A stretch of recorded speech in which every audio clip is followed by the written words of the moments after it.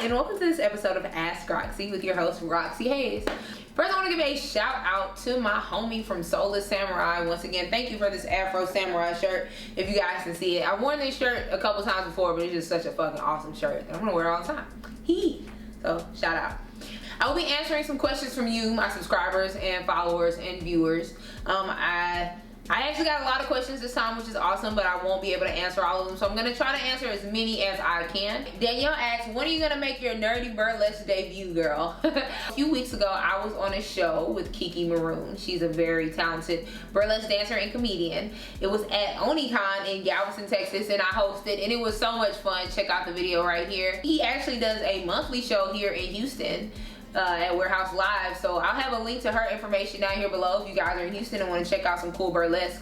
Hopefully one day, you know, I'll be confident enough to do it, but not now, because my body is tight as I want it, but it'll be there soon, so be checking out. Thanks, Danielle. Cliff Franks asks, why do you suck? Fuck you, Cliff. Cliff's a dick. Physical fight, ever been in one? Why? Who won? It's been people that like have got my fucking face or talked some shit to me or like attempted to fight me, but then when it came down to it, it's never been a fight. Like, and I'm not trying to toot my own horn, but like, I'm not small. Like, I'm not a small person. Like, I'm 5'10".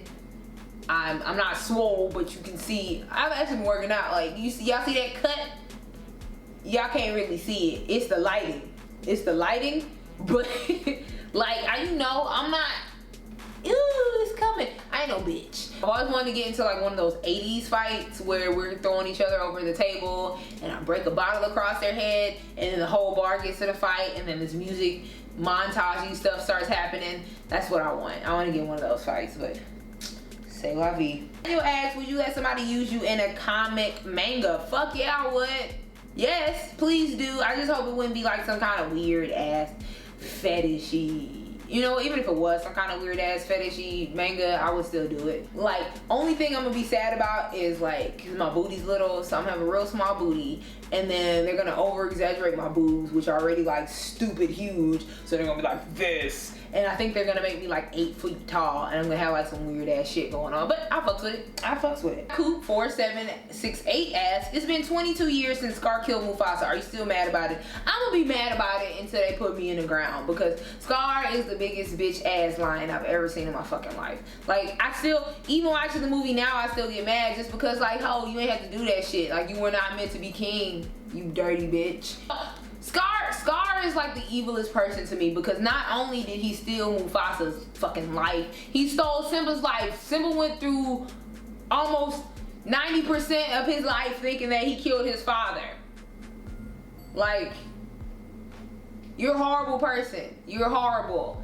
So you can rule a rock, bro. So you can rule a rock and then you put all the lionesses in danger. You a hoe ass. You a hoe ass bitch, and I'ma always be mad. Side note, I do not want to see that Lion King remake because I feel like it's unnecessary. And it's not a fucking live action remake if it's made with CGI, which it will be, because y'all motherfuckers not getting no real lions and shit. So no, I don't want to fucking see it. I'm still probably gonna see it, but I don't want to, and I'm really sick. Like, I was cool at first with a couple of Disney remakes. Like, I was cool. Okay, Cinderella, that was good. This Beauty and the Beast will probably be good because I fuck with Emma Watson. But like, enough's enough. Enough's enough. Like, y'all are just being real fucking lazy and don't want to try to make up anything new. So, can we stop? Can we stop? If y'all do Aladdin, I'm somebody getting a foot in the dick because I'm tired of it. And for my last question, Desiree, who's also a YouTuber, check out her YouTube channel.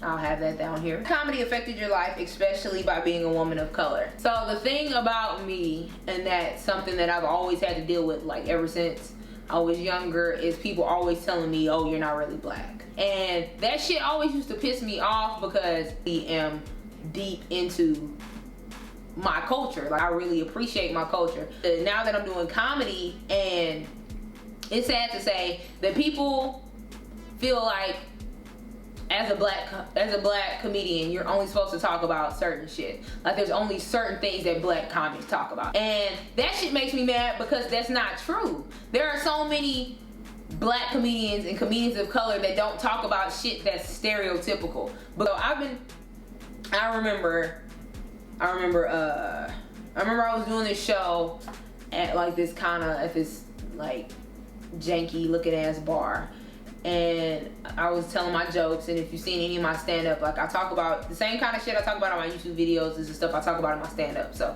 I'll talk about like Ninja Turtles. I have a joke about Jane Austen.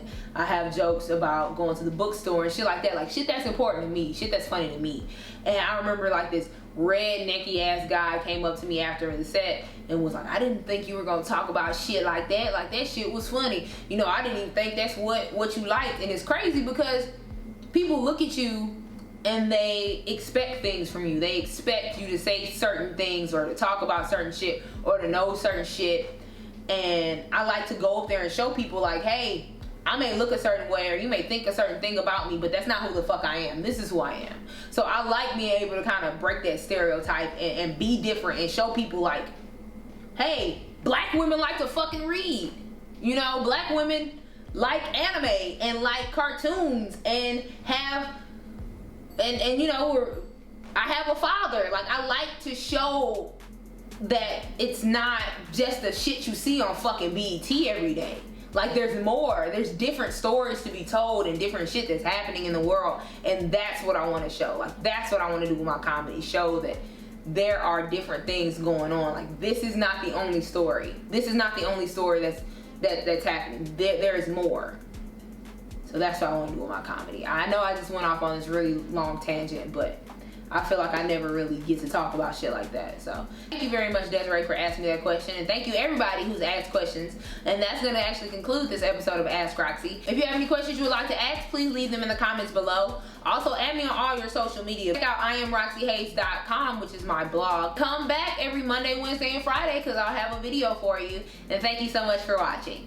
Bye. Au revoir.